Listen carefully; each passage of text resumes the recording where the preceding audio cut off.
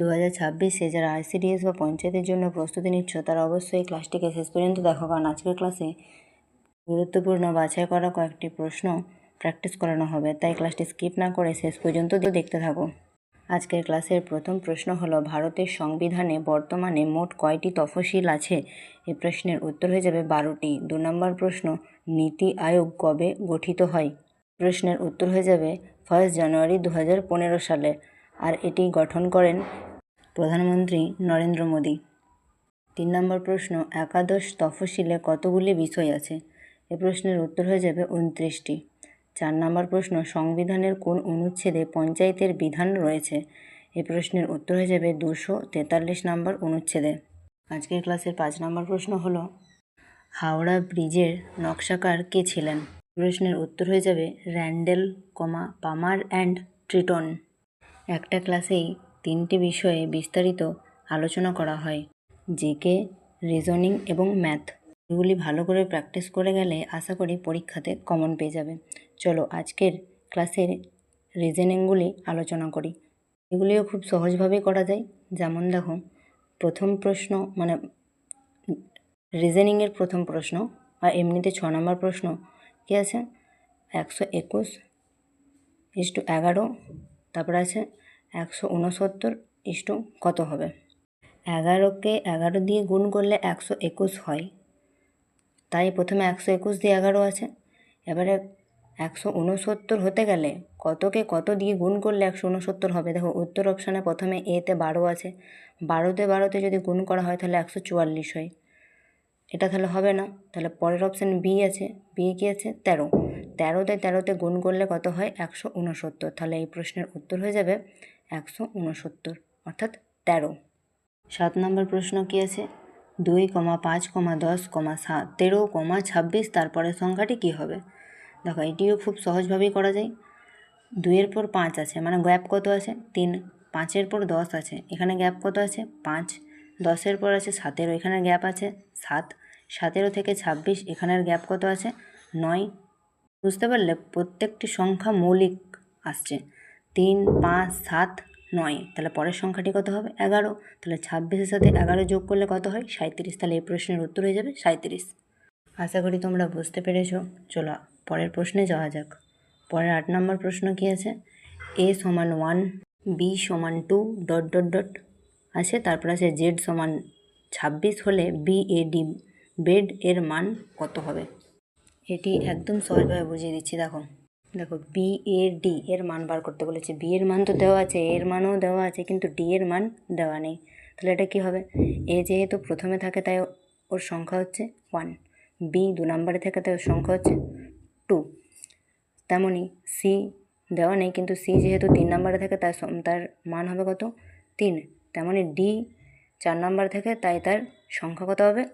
4। তাহলে এখানে বি এর মান, তাহলে বি প্লাস এ প্লাস ডি যদি করা হয় তাহলে বি এর মান 2 প্লাস এর মান 1 প্লাস ডি এর মান 4, তাহলে কত হচ্ছে? 2 + 1 + 4 = 7। আশা করি বুঝতে পেরেছো। পরীক্ষাতে এই প্রশ্নটি যে আসবে এমন কোনো মানে নেই, কিন্তু এই নিয়মের প্রশ্ন অবশ্যই পরীক্ষাতে আসবে। তাই নিয়মগুলি ভালো করে যদি বুঝে থাকো তাহলে পরীক্ষাতে যেমনই প্রশ্ন আসুক অবশ্যই তোমরা করতে পারবে। তাই ভালো করে বুঝে পরীক্ষা দিতে যেও, যাতে তখন অসুবিধে না হয়। চলো আজকের ক্লাসের 9 নম্বর প্রশ্ন হলো, 8 জনের সারিতে রাহুল বাম দিক থেকে 3 নম্বরে, তবে ডান দিক থেকে কততম? এটি একদমই সহজভাবে দেখো বুঝিয়ে দিয়েছি। একটা সোজা লাইন আগে করে নেবে, তারপরে যতজন সারিতে বলেছে ততজন সারি দাগ দিয়ে দেবে। বাম দিক আর ডান দিক আগে লিখে নেও, তাহলে বুঝতে সুবিধা হবে। তাহলে প্রথমে কি বলেছে? বাম দিক থেকে 3 নম্বরে, তাহলে বাম দিক থেকে 3 নম্বরে করা হলো। আর 8টি সারি আছে, 8 জনের সারি, তাহলে বাম দিক থেকে যদি 3 নম্বর হয় তাহলে ডান দিক থেকে গুণে দেখো কত নম্বর হচ্ছে? 6 নম্বর। এইভাবেই পরীক্ষাতে দাগ দিয়ে করবে, তাহলে একটুও ভুল হবে না। চলো আজকের ক্লাসের 10 নম্বর প্রশ্ন হলো, SOUTH সাউথ সমান HTUOS হয়, তবে মার্কেট সমান কত হবে? এটা একদমই সহজ, যদি বুঝে যাও তাহলে তোমাদেরও সহজই মনে হবে। দেখো এই জিনিসটি পুরোটি উল্টে দেওয়া হয়েছে। প্রথমে আছে SOUTH, কিন্তু যখন উত্তর করা হয়েছে তখন কি করা হয়েছে, প্রথমে এইচটি আগে করা হয়েছে, শেষের দিক থেকে প্রথম করা হয়েছে। এইচ আগে, তারপরে টি, তারপরে ইউ, তারপরে ও, তারপরে এস। তেমনই মার্কেটের ক্ষেত্রে তাই হবে, প্রথমে টি দিয়ে ই দিয়ে কে দিয়ে আর দিয়ে এ দিয়ে এম হবে। বুঝতে পেরেছো? মার্কেট সমান TEKRAM। একদমই সহজ অবশ্যই নিয়মগুলি শিখে যেও। বারবার বলছি, এটাই যে পরীক্ষাতে আসবে এমন কোনো মানে নেই, কিন্তু এরকম নিয়মের প্রশ্ন অবশ্যই আসবে, তাই ভালো করে প্র্যাকটিস করে যেও পরীক্ষার আগে।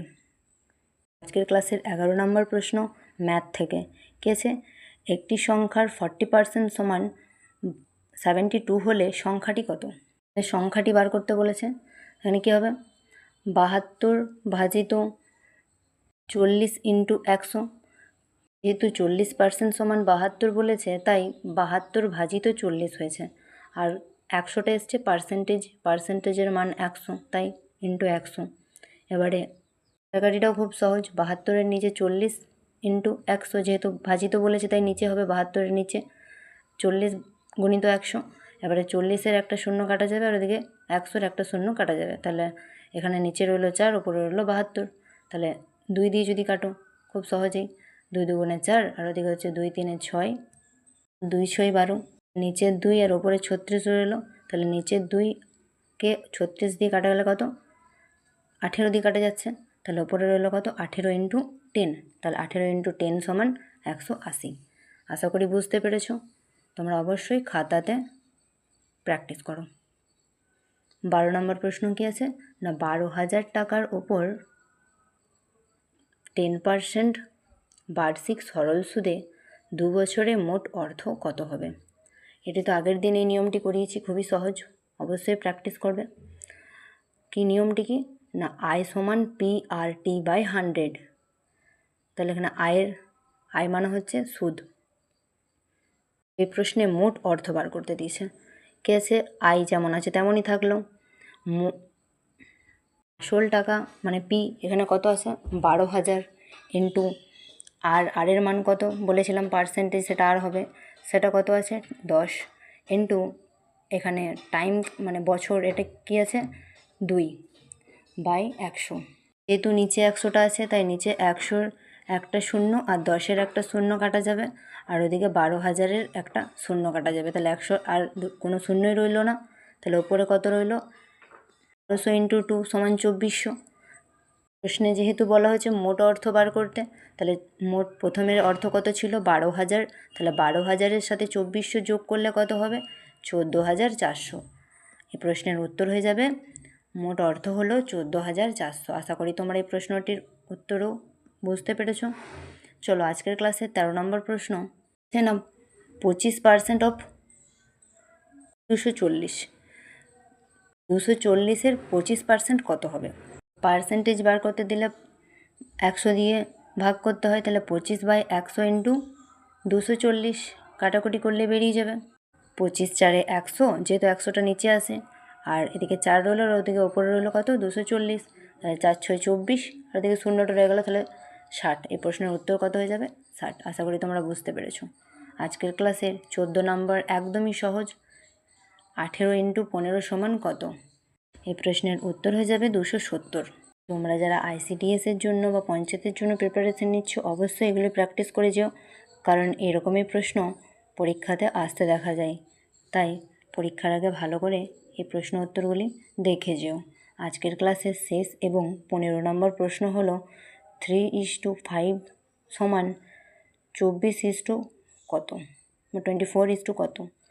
দেখো এই প্রশ্নের উত্তরও খুব সহজ। এখানে প্রথমে আছে 3, আর এদিকের প্রথমে আছে 24। কেসে 3 কততে 24 হয়, 3 8-এ 24, তাহলে এদিকে পরের সংখ্যাটি কী আছে, 3-এর পরে 5 আছে, তাহলে এদিকে 24-এর পরের সংখ্যাটি যেহেতু বার করতে দিয়েছে, তাহলে 3-এর সাথে 8 গুণ করলে 24 হয়, তাহলে 5-এর সাথেও সেই একই রকমভাবে 8 গুণ করতে হবে, 5-এর সাথে 8 গুণ করলে কত হয় 40, তাহলে পরের সংখ্যাটি কত হবে 40।